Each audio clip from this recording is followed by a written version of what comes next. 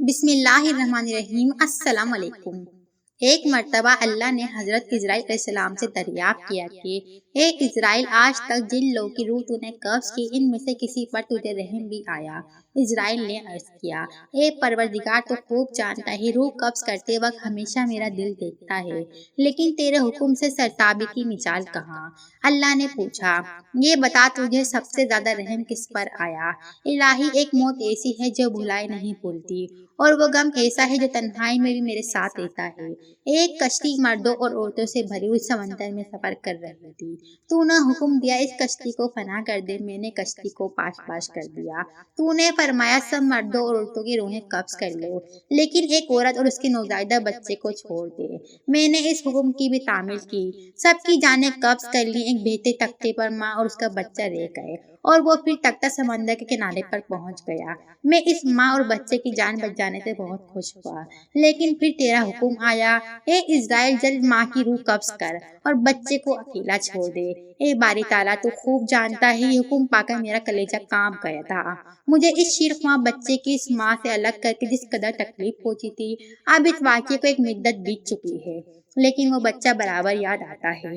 اللہ تعالیٰ نے فرمایا، کیا تو جانتا ہے وہ بچہ کہاں ہے اور کس حال میں ہے؟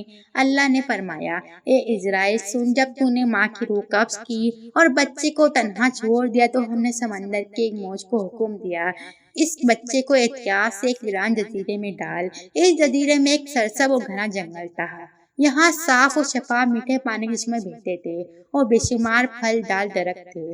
اس جزیرے پہ ہم نے اپنے فضل و کرم سے محیط بچے کی خاطر لاکھوں خوشیاں نما حسین پرندے بھیجے، جو ہر وقت چہچہاتے اور نیا راگ لاتے۔ ہم نے چمیلی کے پھلوں اور پتوں کو حکم دیا، اس بچے کا بستر تیار کرو تاکہ وہ اس پر آرام کی نیند سوئے۔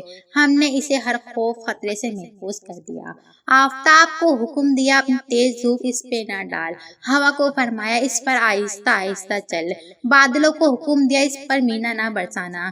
بجلی کو ہدایت کی، خبردار، اسے اپنی تیزی دکھا کر مت ڈرا۔ انہی دنوں جنگل میں ایک بھیڑیے کی مادہ نے بچے دیے تھے۔ ہم نے اسے حکم دیا، اپنے بچوں کے ساتھ اس انسان کے بچے کو بھی دودھ پلا، اس کی دیکھ بھال کر اور اسے کوئی غرض نہ پہنچے۔ اے اسرائیل، ہم نے ہمارے حکم کی تعمیل کی، یہاں تک کہ وہ تنہا و بظاہر و بے یار و مددگار بچہ پرورش پا کر خوب صحت مند اور بہادر ہو گیا۔ ہم نے اس کے پاؤں میں کبھی کانٹا بھی نہیں چبھنے دیا۔ دنیا جہاں کی نعمتیں اسے عطا کی اور وہ ان کا شکر بھی ادا کرتا تھا۔ اب اے ملک الموت، تو جانتا ہے وہ بچہ کہاں ہے اور کیا کر رہا ہے؟ اسرائیل نے سجدہ کرتے ہوئے عرض کیا، تجھی کو علم ہے اے میرے پروردگار۔ اللہ نے فرمایا، وہ بچہ نمرود بن گیا اور اسی نے میرے خلیل ابراہیم علیہ السلام کو آگ کے الاؤ میں جھونکا۔